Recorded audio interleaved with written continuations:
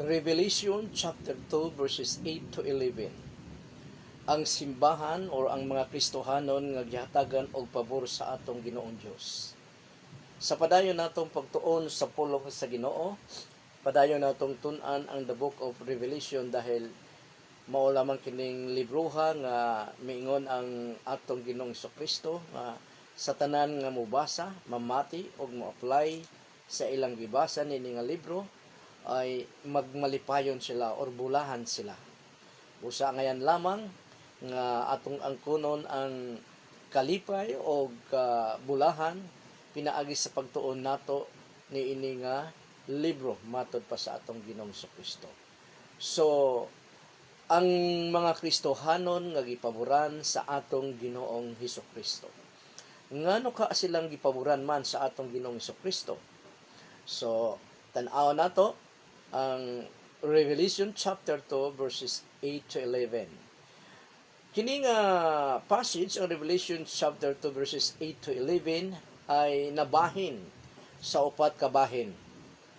Unang-una, ipakita sa atong Ginoong Kristo kung ang iyang hulagway sa simbahan sa Smyrna dahil ang gibanggit din ay ang mga Kristohanon sa Smyrna. Ikaduha, the image of the church of Smyrna as the Lord sees it. So, gitanaw sa atong Ginoong Kristo ang mga Kristohanon sa Smyrna according gyud sa iyang mga mata, dili according sa mga mata sa uban, kundi siya mismo. O ang ikatulo, ang commendation and challenge sa atong Ginoong Kristo ngadto niining mga Kristohanon. O ang ikaupat, nga makita nato sa verse 11 ang demand sa atong Ginoong Kristo sa Church of Smyrna. So, upat ka bahin sa 5 ka verses sa Revelation chapter 2 verses 8 to 11. So, unahon nato ang image sa atong Ginoong Kristo nga iyang gihulagway sa simbahan sa Smyrna or sa mga Kristohanon sa Smyrna. Unang-unang hulagway sa atong Ginoong Kristo nga iyang ipakita sa mga Kristohanon sa Smyrna ay the Lord declared Himself as Eternal One. Gipakita niya nga siya ay eternal. Matod pa sa Revelation chapter 2 verse 8, unto the angel of the church in Smyrna write, the words of the first and the last who died and came to life. So unang-una niyang gipakita, mao daw kini ang mga pulong sa first and the last, the words of the first and the last. So dinhi gidescribe niya ang iyang kaugalingon, the first and the last, relating himself to eternity. Nga nung kahapon atong na-pick up nga ang ibig sabihin ng first, siya ang sinugdan, ang tanang mga sinugdanan o ang tanang nagsugod diha kaniya. Ang last naman ay ang tanan nga mga butang matapos diha kaniya. Dahil mauni ang first letter sa alphabet sa Griego, alpha and the omega, or the first and the last. Murag parehas-parehas na sila ang meaning. He is the God who existed in the past, John chapter 1 verse 1, and always exists in the future. Kung atong basahon ang John chapter 1 verse 1, mao nang gingon. Ang gipakita dinhi ay ang atong Ginoong Kristo, gipakita ni Apostol John. In the beginning was the Word. Sa sinugdanan mao ang pulong, and the Word was with God. Ug ang pulong kauban sa Dios. And the Word was God. Ug ang pulong Dios. In the beginning was the Word, and the Word was with God, and the Word was God.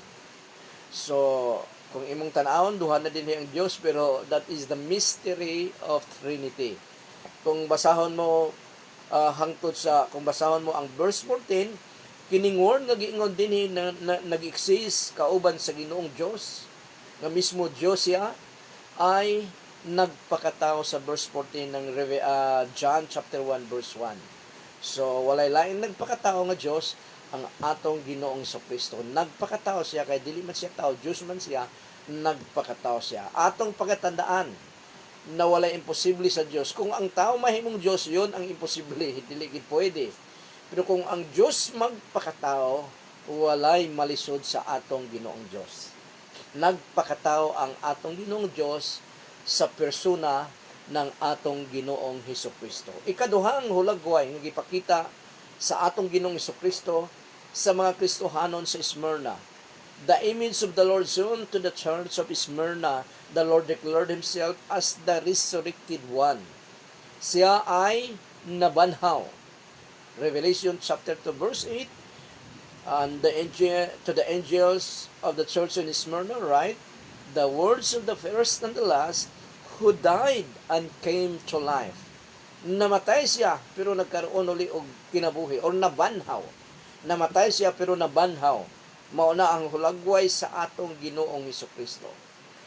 Matod ko pa sa una, daghang nangamatay nga nabanhaw before pa sa atong Ginoong Hesukristo and after, pero siya lang ang namatay nga nabanhaw nga dunay glorified body nga dili na gyud mamatay pag-usab. Siya lamang og ang sumunod niini ang mga Kristohanon sa panahon ng rapture o sa panahon na sa unang resurrection nga pagabuhaton sa atong Ginoong Hesukristo sa mga magtotoo. Kaya ang ikaduhang resurrection mao naman ang pag-resurrect sa mga tao nga mireject sa atong Ginoong Dios o sa atong Ginoong Hesukristo. So, muna nga, He is the first and the last who died and came to life. He make known Himself to have the power of death and hell. Mingon siya nga siya ay dunay otoridad o ang kamatayon o ang impyerno, ang Hades, ay anaa sa iyang gahom. Matod pa niya sa Revelation chapter 1 verses 17 to 18. Revelation chapter 1 verses 17 to 18. Matod pa din when I saw Him, kinsa kining nakakita ang si Apostle John. Kinsa nakita ang atong Ginoong Hesukristo, the resurrected Christ. When I saw Him, I fell at His feet as do dead. Nabagsak daw siya o natumba siya nga parang patay. But He laid, si Jesus Christ, iyang gilid ang iyang right hand, but He laid His right hand on me, saying, fear not, I am the first and the last. Siya ang sinugdanan o ang katapusan. And the living one, I died, and behold, I am alive forevermore, and I have the keys of death and Hades. Anaa daw ilalom siyang gahom, ang kamatayon o ang Hades, ang impyerno. Sumuna ang hulagway sa atong Ginoong Hesukristo. Unang-una, siya ay eternal. Ikaduha, siya ay unang nabanhaw nga dili na gyud mamatay pa pag-usab. Ang image naman atong tan-awon karon ikaduha nga bahin sa atong ginatalakay sa Revelation chapter 2 verses 8 to 11, ang image sa simbahan o mga Kristohanon sa Smyrna kung saan mauni ang pananaw sa atong Ginoong Hesukristo. The Lord's Jesus Christ point of view.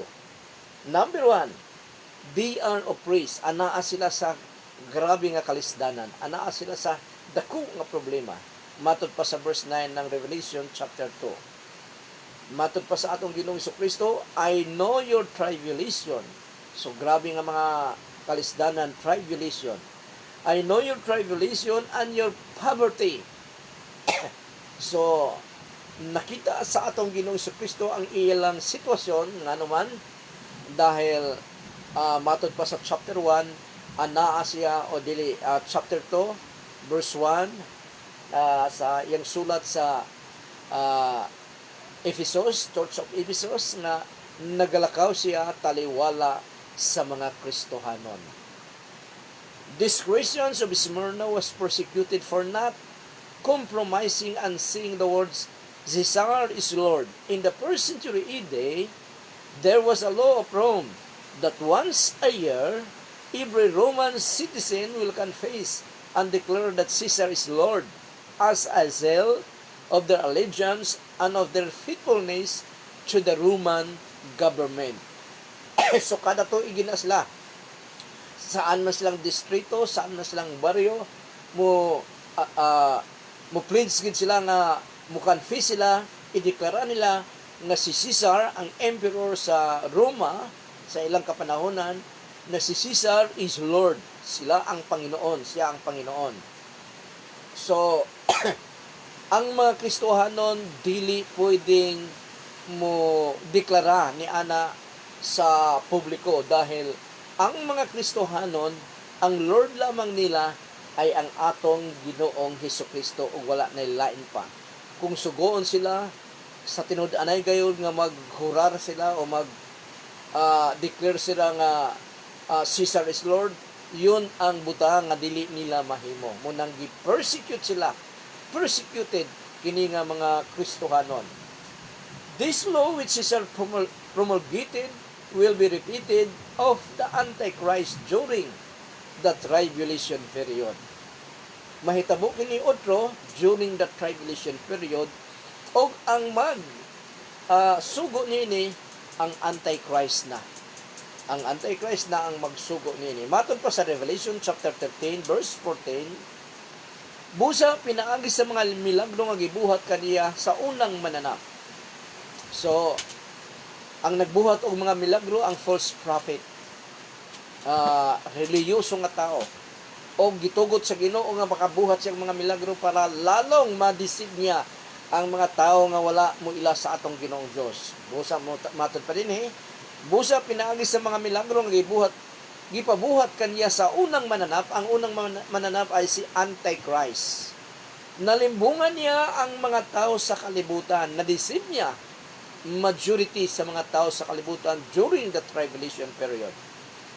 Gisugo niya ang mga tao nga buhatan og rebulto ang unang nga mananap aron simbahon. So gisugo niya ang mga tao nga si Antichrist ay buhatan og rebulto para ang reason ay simbahon ang iyang rebulto. Ang unang nga mananap gitigbas sa espada apan nabuhi pa. So naghulagway ang Antichrist nga parang si Jesus Christ dahil anti kasi nga namatay na pero nabanhaw. Matod pa din ang unang nga mananap gitigbas sa espada apan nabuhi pa. Muni mga deception sa unholy trinity during the tribulation period. Si Satanas ang Father, God the Father, si Antichrist ang God the Son, munang namatay siya pero nabuhi, o ang false prophet mao ang Holy Spirit. So, verse 15.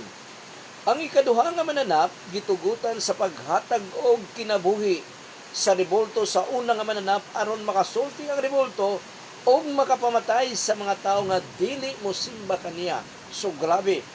Ang rebulto nga gibuhat sa mga tao dahil gimanduan sila sa false prophet nga buhatan og rebulto ang Antichrist, gitugot sa Ginoo nga magkaroon og kinabuhi makasulti para lalong ma-deceive ang mga tao nga wala mo ila sa Ginoo ni Satanas para sila ay maslutan yon. Ang dili mo simba, matod pa sa Revelation chapter 13 sa unahan pa, ay pagapatyon sa Antichrist. Ikaduha nga image sa church sa Smyrna in the Lord's point of view. Ikaduha, sila ay pobre nga mga Kristohanon. They are poor. Matod pa sa atong gibasa kanina, I know your tribulation and your poverty, but you are rich. So, pobre sila sa mga mata sa kalibutan. Sa mga mata sa ubang mga Kristohanon nga professing Christian, pobre sila. Pero sa mga mata sa atong Ginoong Jesucristo, sapian daw sila, but you are rich. And the slander of those who say that they are Jews. So, sapian sa espiritual nga mga butang, sapian sa mga mata sa atong Ginoong Jesucristo, sa atong Ginoong Dios, kining mga pobre nga Kristohanon sa mga mata sa kalibutan. Pakatandaan nato nga matod pa sa Isaiah nga ang mga hunahuna ang hunahuna sa atong Ginoong Dios ay mas abog kaysa hunahuna sa mga tao sa kalibutan. So ang pananaw sa tao sa kalibutan, mga pobre kini nga Kristohanon walay kwenta. Pero sa atong Ginoong Jesucristo, mga sapian kini nga Kristohanon, importante kayo sa akong gingharian. The word used here in poverty means possessing absolutely nothing. Sumura ni silang mga tao sa tribo nga basta makakaon lang adlaw-adlaw okay na, pero walay mga kabtangan. Possessing absolutely nothing. The reason perhaps they cannot employ or make business in the community, or they had vain wrath of their gods. Muna ang hulagway sa mga Kristohanon sa Hebrews chapter 10 verse 34 nga persecuted gihapon sila, nga luoy kay nga mga Kristohanon dahil even their ilang mga kabtangan ay gipamawian sila. Matod pa sa verse 34 ng Hebrew chapter 10. Naluoy usab kamo sa inyong isig ka tumutuo, isig ka Kristohanon nga gipriso. Og bisan giilugan kamo sa inyong mga kabtangan, gidawat ninyo kini nga may kalipay tungod kay nasayran ninyo, nga aduna pa kamoy gihuptan nga mas maayo og mulungtad sa walay katapusan. So unsa ni nga kabtangan nga malipay sila kay na sila'y gi-reserve nga kabtangan, ang kabtangan ang reward nila sa kalangitan.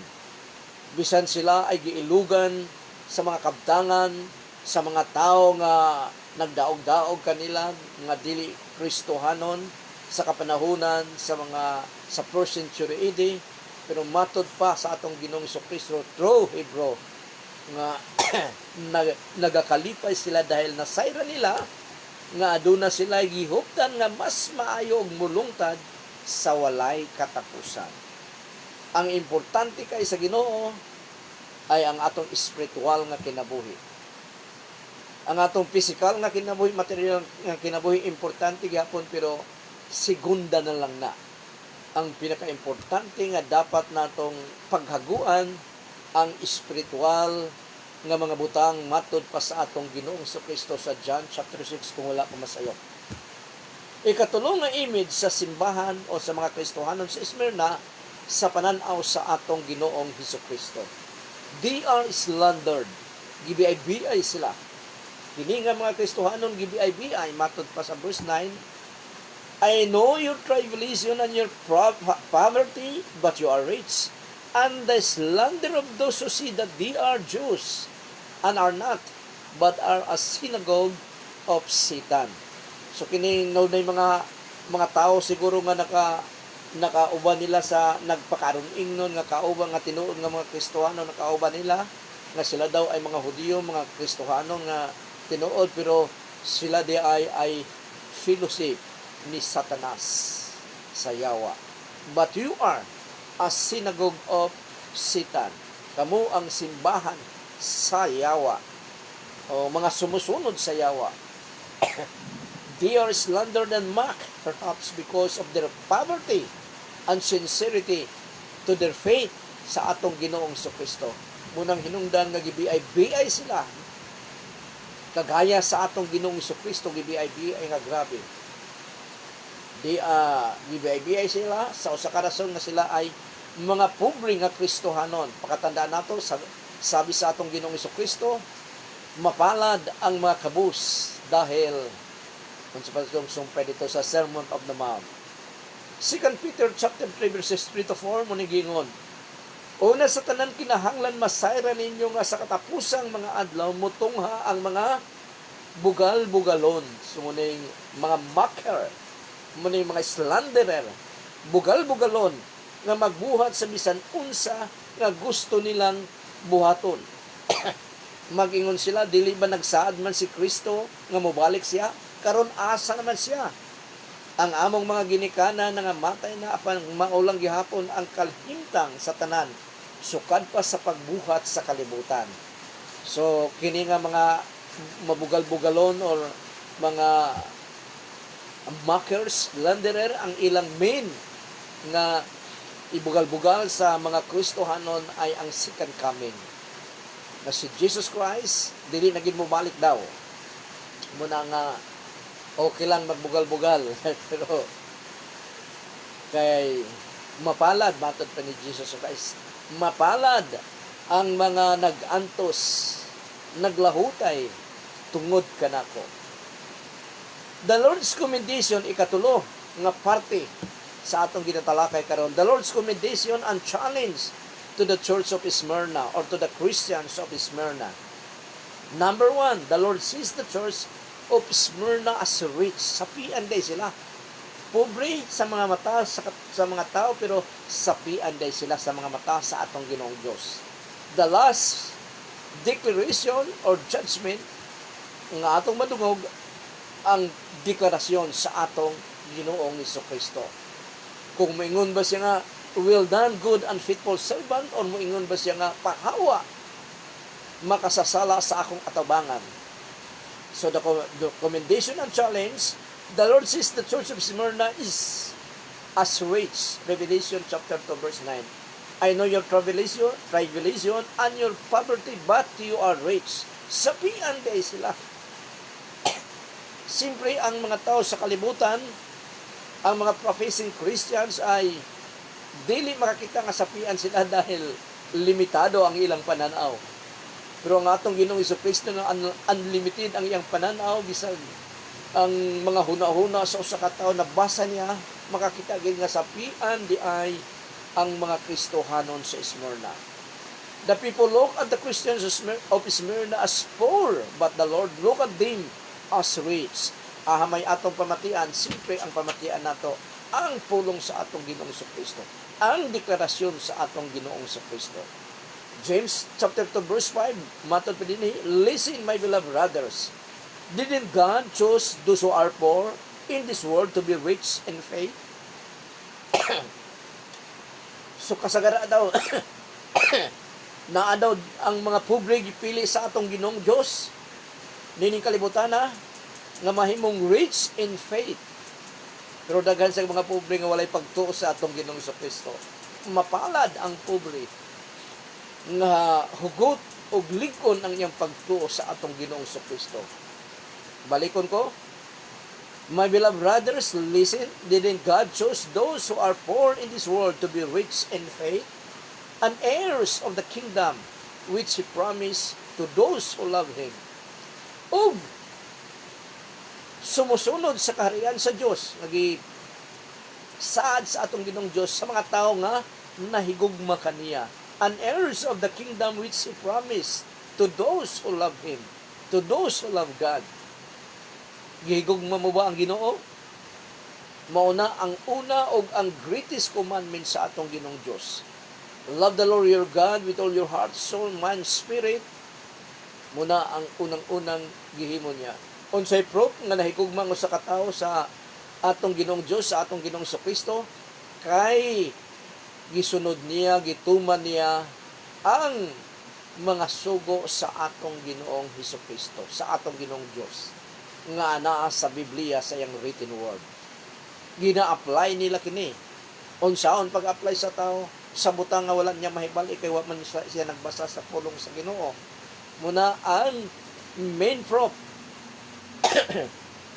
matud pa sa atong Ginoong Jesucristo. The church of Smyrna are poor Christians in the eyes of men, but they are rich in the eyes of God.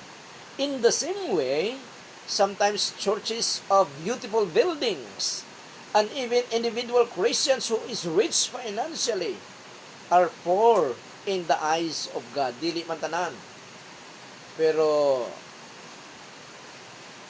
munang sa matod ko pa kagabi nga ang kwarta ay grabe nga temptation sa usa ka tawo bisan sa mga Kristohanon. Makapawala kini sa pagtuo sa usa ka Kristohanon kung palabihon niya ang kwarta. Matod pa ni Apostle Paul sa 1 Timothy chapter 6. Revelation chapter 3 verse 17, because you see I am rich and have gotten riches and have need of nothing, and don't know that you are the rich one, miserable, poor, blind, and naked. Kini nga chapter 3, Revelation chapter 3 verse 17 ay hulagway kini sa ang mga Kristohanon sa Laodicea. Abi nila sila ang pananaw sa kalibutan sa kanila ay sapian ng mga Kristohanon. Wala na'y kailangan pa na anak kanilang tanan. Pero ang deklarasyon sa atong Ginoong Jesucristo sa iyang point of view, kini nga mga Kristohanon are miserable, poor, blind, and naked. Ikaduha nga commendation and challenge sa atong Ginoong Kristo sa simbahan sa Smyrna. The Lord encourages them not to be afraid on the coming more troubles. So na ang yun, pobre na sila, napay mga problema, napay mga troubles, grabe. Dinhi gipakita sa Ginoong Kristo nga usa ka Kristohanon ay dapat magmatinud-anon sa unsa mang klaseng sitwasyon sa iyang kinabuhi dahil gitugot kana sa atong Ginoong Dios para matuto siya, magkaroon siya endurance o unsa pa pagkamalahotayon. Matod pa sa Revelation chapter 2 verse 10, do not fear what you are about to suffer. Behold, the devil is about to throw some of you into prison, that you may be tested, and for 10 days you will have tribulation. Be faithful unto death, and I will give you the crown of life. Ang manatiling tapat hanggang wakas ay siyang maliligtas. Matod pa sa atong Ginoong Hesukristo. Pagong usa ka tawo dili na faithful sa iyang pagtuo sa Ginoo, mag-compromising Christian siya, hangtod nga mo backslide siya. Suffering is a gift of God nobody wants to receive. Ang gusto sa kadaghanan nga dili makaagi sa mga kalisdanan, pero ang suffering, ang kalisdanan ay usa ka regalo sa atong Ginoong Dios nga walay gustong moangkon ini. Matod pa sa 2 Timothy chapter 3 verse 12. Yes, and all who desires to live godly in Christ Jesus will suffer persecution. Ang tao daw, ang Kristohanon nga magpuyo nga Dios nun diha sa atong Ginoong Kristo, siguradong makasinati sa persecution. Makasinati sa mga problema dahil against ang kalibutan, ang mga tao sa kalibutan ni ana nga klase nga kinabuhi. Against ang yawa sa klase nga kinabuhi niya nga Kristohanon. If you desire to live godly in Christ Jesus, you will suffer persecution. Matod pa sa 2 Timothy chapter 3 verse 12. Dahil mga teaching karon nga pag ikaw ay naa sa mga problema, gamay ang imong pagtuo o basig dili ka Kristohanon. Pero kini saad ni saad sa atong Ginoong Dios sa bawat Kristohanon. Ang Kristohanon nga nagmatinud-anon, nagpuyo sa Dios noon, dili compromiser, nagatindog sa pulong sa Ginoo, will always suffer persecution to the non-Christians. Nga naman, pinapakailaman niya ang buhay sa dili Kristohanon dahil gusto niya ang dili Kristohanon mahimong Christian ka, gaya kaniya para madala niya sa langit. Madala niya sa kingharian sa atong Ginoong Dios. If we observe the Lord's approval, the kind of churches He prays, both of them is a suffering church. That is the Church of Smyrna or the Christians of Smyrna and the Christians of Philadelphia. The Lord exhort them, fear not. Why there's nothing to fear? Nganong dili man mahadlok ang usa ka Kristohanon sa buhat sa yawa o sa mga kalisdanan, because the Lord is with them, especially to those who suffers. Naagid kauban ang Ginoo. Wala kita exempted sa Ginoong Dios sa mga problema. Ang nauna niini ang atong Ginoong Kristo. Wala kita exempted niini dahil nianang sa atong mga problema anaagid siya ug di gid niya biyaan. Isaiah chapter 41 verse 10 muning giingon. Ayaw kahadlok kay maguban ako kanimo. Ayaw kabalaka kay ako mao ang imong Dios. Lig-unon og tabangan ko ikaw, panalipdan og luwason. Muning giingon ni Shadrach ang Meshach and Abednego na dahil wala sila musimba sa Diyos-Diyosan ni Nebuchadnezzar, ang dili musimba ay sunugon ni Nebuchadnezzar, ihulog dito sa horno. Tapos wala musimba kining tulo ka Israelita, Shadrach, Meshach, and Abednego. Nasuko kayo ang hari kay nganong wala sila mosimba. Mingon lamang sila nga kamahalan. Nakabalo kami, nga luwason kami sa among Ginoong Dios diya sa kalayo sa imong hudno. Apan kung dili kami luwason niya, bisan dili kami niya luwason, dili paghapon kami mosimba sa imong Dios. Suko kayo si Haring Nebuchadnezzar, o ang hudno sa kalayo iyang gipainit 7 times, ay dayon gihulog dito si Shadrach, Meshach, o Abednego. O ang naghulog kanya nga mga sundalo, nauban pa tungod sa kainit. Nahulog yapon dito sa udno tungod sa kainit. O wala sila maunsa, kay naguban ang Ginoong Dios kanila sa ilang sitwasyon. Psalms 23 verse 4, even though I walk through the valley of the shadow of death, I will fear no evil, for you are with me. Matod pa ni King David, bisan ako mulakaw sa mga hiob nga kamatayon, dili ako mahadlok bisan sa yawa, for kauban ko ang Ginoo. Even though I walk through the valley of the shadow of death, I will fear no evil, for you are with me. Concerning for you are with me, kauban ko ikaw, Ginoo. You rod and your staff, they comfort me. So grabe ang pagsalig ni King David sa atong Ginoong Dios. Ikatulo, nga commendation and challenge sa atong Ginoong Kristo sa mga Kristohanon sa Smyrna. The Lord challenged them to be faithful even today. Nga dili sila mo atras, dili sila manghinayang sa ilang kinabuhi bisan sa kamatayon. Revelation 2:10, chapter 2 verse 10. Do not fear what you are about to suffer. Behold, the devil is about to throw some of you in prison, that you may be tasted, and for 10 days you will have tribulation. Be faithful unto death, and I will give you the crown of life. Magmatinod-anon ka, magmayantuson ka, hangtod sa kamatayon, kay makaangkon ka sa kinabuhing dayon, sa korona sa kinabuhing dayon. And I will give you the crown of life. Sa korona sa kinabuhi. Revelation 12:11, they overcome him because of the Lamb's blood. Kinsa nag-overcome sa yawa ni Satanas? Ang mga Kristohanon, matod pa din they overcome him. Nag-overcome ang mga Kristohanon tungod sa because of the Lamb's blood. Tungod sa dugo sa atong Ginoong Kristo nga nabuhos dito sa cross sa Kalbaryo. And because of the word of their testimony, o tungod sa ilang mga testimonya, mahitungod sa atong Ginoong Kristo. Pagkagamhanan, pagkamaayo, pagkagrisyo sa atong Ginoong Kristo. They didn't love their life even to death. O wala nila higugmaa ang ilang kinabuhi even sa kamatayon, bisan sa kamatayon. Muni ang grabe nga mga matinud-anon nga Kristohanon.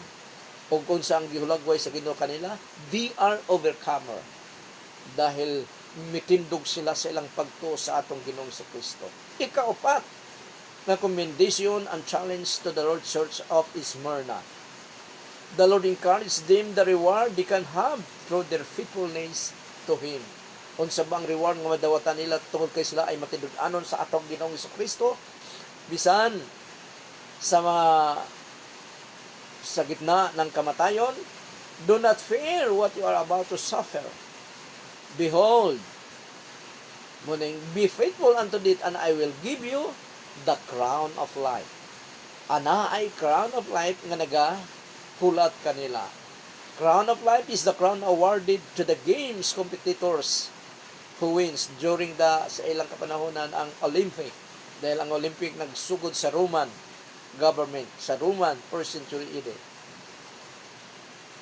So, crown of life is the crown awarded to the games competitors who wins. Hulagway sa Olympic.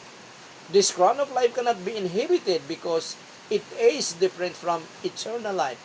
Ang eternal life ay madawat nato dahil sa grasya sa atong Ginoong Dios kanato. tungod sa gibuhat sa atong Ginoong Kristo. Pero ang crown of life, ang reward ay atong mga binuhatan. Sa dihang nahimo na kitang Kristohanon, first priority bagyod ang atong Ginoong Kristo sa atong kinabuhi. Siya bagid ang sentro sa atong kinabuhi. Labaw pa sa atong mga mahal sa kinabuhi.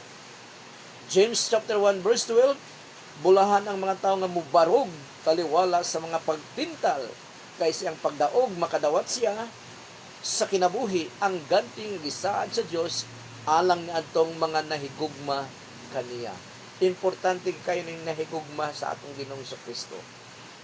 Pag ang usa ka tawo nahigugma sa atong Ginoong Kristo, mabuhat niya ang tanan tungod sa gugma niya sa atong Ginoong Kristo. Ikalima, na commendation o challenge sa atong Ginoong Kristo sa mga Kristohanon sa Smyrna. The victorious will not be punished.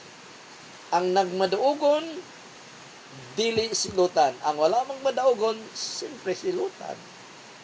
Revelation chapter 2 verse 11, ang maminaw kinahanglan nga maghuna-huna kung unsa ang ginaingon sa Espiritu Santo ngadto sa iglesia o sa mga Kristohanon. Ang mga nagmadaogon dili silutan sa ikaduha nga kamatayon. Dapat yun victorious ang usa ka Kristohanon para dili siya mulanding sa lake of fire. Matod pa dinhi. Ang mga nagmadinaogon dili silutan sa ikaduha nga kamatayon. Ang wala magmadaogon dili tinuod nga Kristohanon. Dahil kung wala siya nagmadaogon, paingon man siya sa impyerno. Matod pa sa Romans chapter 8 verse 1, there is now no condemnation for those who are in Christ Jesus. Nganuman, because they walk according to the Holy Spirit. They are guided by the Word of God. Matod pa ni King David, your word is the lamp unto my feet and the light unto my path. They are guided in their everyday life sa Word of God o sa Espiritu Santo. Only the overcomers will not be hurt of the lake of fire. Second death, of course, is the eternal separation from God, which characterize pain, darkness, o uban pa. Pain sa kalayo sa impyerno. Darkness dahil bisag nagkalayo ang impyerno pero mangit-ngit nga lugar. Ambot giyon sa ni nga ngit-ngit mga nagkalayo man. O ang mga ulod daw dito dili mamatay. So maybe that is figure of speech, pero ang kung unsa ka patsada ang langit in opposite, ang impyerno mausab ang pinakapangit. Hulagway sa pinakapangit. Ang hulagway sa langit ay pinakapatsada nga lugar. Ang hulagway sa impyerno ay pinakapangit nga lugar. Revelation chapter 21 verse 8, apan ang mga nangahadlok nga musunod kanako sa kinsa ang mga Kristohanon nga nangahadlok, ang tungod sa ilang kahadlok wala sila musunod sa atong Ginoong Kristo dahil nahadlok silang i-persecute, nahadlok silang biay-biayon, nahadlok silang wala na sila kanon unsa pa man. Munang nag-ingon ang pulong sa Ginoo, ang Espiritu Santo, apan ang mga nangahadlok nga musunod kanako, ang mga wala nagatuo kanako, ang mga nagabuhat og malaway, ang mga mamamatay tao, ang mga nakigilawas gawas kaminyo on 6 before marriage is a sin, grabe nga kasalanan, o dili makaadto sa langit hinuon, makaadto dito ilabay sa impierno sa Ginoo. Matod pa dinhi, ang mga nakigilawas gawas sa kaminyoon, ang mga salamangkiro, magician, ang mga nagasimba sa mga Diyos, idolatry, ug ang tanan nga bakakon, grabe simple kay ning sa nga bakak, pero ang tanang bakakon, ang lugar nga alang kanila asaman mao ang linaw nga nagadilaab o kalayo nga may asupre. Mao kini ang gitawag nga ikaduhang kamatayon. Walay mga bakakon sa mga tinuod nga Kristohanon. Walay mga bakakon, walay nakipag-sex before marriage o uban pa. Kinahanglan nga kung nag-live-in, magpakasal gayod, dahil delikado. Dili mo hawak ang imong kinabuhi. Kinahanglan nga mutuman gigita sa pulong sa Ginoo para di ta masikwate. The message is clear. The church of Smyrna is already faithful to the Lord, and they must continue their faithfulness even in deep afflictions, so that they will be overcomers till the end. So, ang church of Smyrna wala gi-rebuke sa atong Ginoong Dios, instead inspired siya. Pito ni kasimbahan, pito ka klase ng mga Kristohanon, duha lamang ang wala gi-rebuke sa atong Ginoong Dios, ug ang lima gipang-rebuke sa atong Ginoong Dios dahil anaa sila sa kasalanan. Nagabuhat sila sa kasalanan bisag Kristohano na sila. Ang gusto sa Ginoo matinud-anon nga mga Kristohanon diha sa iyang gingharian. So, ang challenge sa atong Ginoong Dios sa tanang may mga dalunggan, ang maminaw kinahanglan nga maghunahuna kung unsa ang giingon sa Espiritu Santo. Ibig sabihin individually. Grupo ang gisulatan, pero individual ang kaluwasan, individual ang reward. Ang may dalunggan mamati o pagabuhaton ang iyang nabatian. O dinhi lang kita kutob, natapos ang paghulagway sa atong Ginoong Kristo sa Church of Smyrna, na kung saan gidaig sa atong Ginoong Kristo, bisan sila ay pobre nga mga Kristohanon. Pero matod pa sa atong Ginoong Kristo, sapian kamo sa akong mga mata. Sapian kamo sa akong pananaw. Bulahan ang mga tao nga sapian sa mga mata sa atong Ginoong Kristo dahil ang ilang pagtuo sa atong Ginoong Kristo ay mature, ligon, o dili pareha sa pagtuo sa mga bata nga nadala-dala sa mga pagtulunan nga wala sa pulong sa Ginoo nga mao ang pagtulunan sa Kristohanon. Daghang kay salamat sa tanan nga nagatan-aw niini nga pagtuon sa pulong sa Ginoo. Ang Ginoo manalangin kaninyo. Doon na tayo iampo. Among Amahan, sa pangalan ni Jesus, salamat kay Ginoo sa katatapos naming pagtuon sa imong pulong, O Lord God. Panalangini ang tanan nga nagatan-aw nini, mitan-aw nini ug magatan-aw pa Ginoo. Even, O Lord God, sa among kauban Ginoo nga ato sa ospital karong Ginoo, na stroke, O Lord God, o walay malay pa hangtod karon Ginoo. Padayon namong giampo, O Lord God, ang imong grasya Ginoo, imong milagro, O Lord God, ipadawat mo po Ginoo sa among kauban tunay, O Lord God, nga ato sa ospital, Panginoon. Milagruhi siya Ginoo dahil ang iyang pag-asa, O Lord God, sa iyang kahimtang Ginoo, ang imong milagro lamang, O Lord God. Lugway pa ang iyang kinabuhi Ginoo, dugangi pa ang iyang kinabuhi Ginoo, according Ginoo sa imong kalooban, O Lord God. Not our will, but your will, Panginoon. Kung kuhaon mo na siya, O Lord God, wala kami mahimo. Pero kung dugangan mo pa, O Lord God, ang iyang kinabuhi, mas malipay kami Ginoo. Malipay kami Ginoo. Salamat kay Ginoo. Kanunay kaming malipayon, O Lord God, sa imong kalooban, Panginoon. Salamat, O Diyos. O salamat, Amahan. The Lord bless you and keep you. The Lord make His face shine upon you and be gracious to you. The Lord lift up His countenance upon you and give you peace. O ang tanang mga anak sa Diyos magaingong, Amen. Amen. Amen. Maayong gabi sa tanan. Bye-bye.